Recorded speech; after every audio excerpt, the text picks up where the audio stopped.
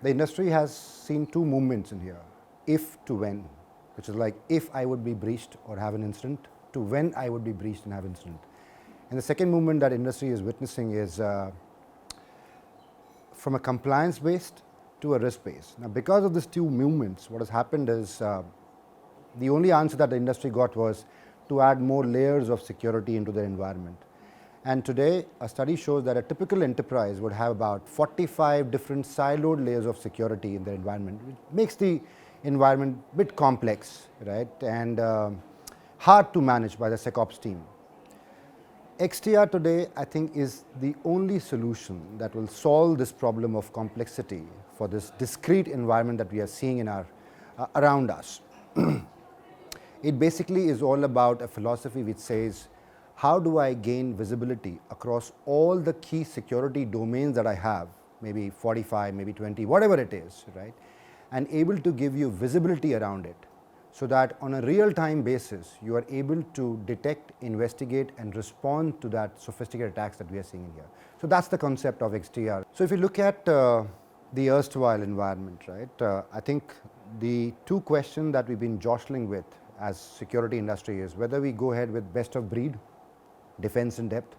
or we go with a single vendor strategy, right, who tells me to rip and replace everything, all my investment, right, under the name of consolidation. I think the way XDR solves the problem is we are protecting the existing investment,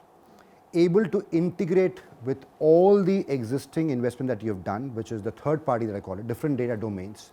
able to ingest the right amount of data, because security is all about the data, not every data, because we are not a log collector, but the right data which powers detection, investigation, and response. So XDR basically,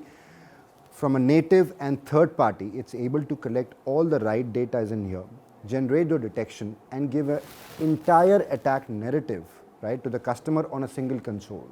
That basically powers and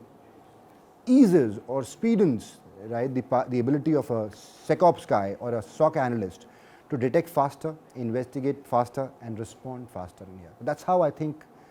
XDR is able to solve the problem. I think we were ready day one, right, with XDR when we started in 2011 with threat intelligence, and we gave the industry the first EDR, followed by NGAV, followed by vulnerability management, identity protection, data protection, and all these that our customers are using today is on a purpose-built platform which is based on a single lightweight agent which kind of powers all the product and the use cases of XDR, right? Now with this approach, and it was an API-rich platform right from day one, which basically meant we were easily able to integrate with various layers of security right from day one of existence,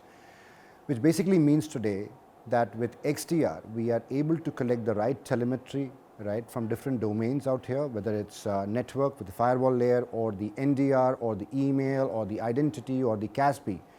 Now, all this collection of data, the right data, right, and using the domain expertise that we have around EDR for the last 10 years, we are able to give that visibility, right, which powers detection for the analyst. And the second piece is we are able to bring all this data into a common schema for a unified understanding, right, and then add or enrich this data with threat intelligence, which is a USP of CrowdStrike from day one, because intelligence has been the cornerstone of our approach in here. In this way, I think we are able to analyze, correlate all this data and give the power to the analyst to kind of investigate much faster in his environment than before. So that's how I think CrowdStrike is helping customers to kind of execute XDR in their environment.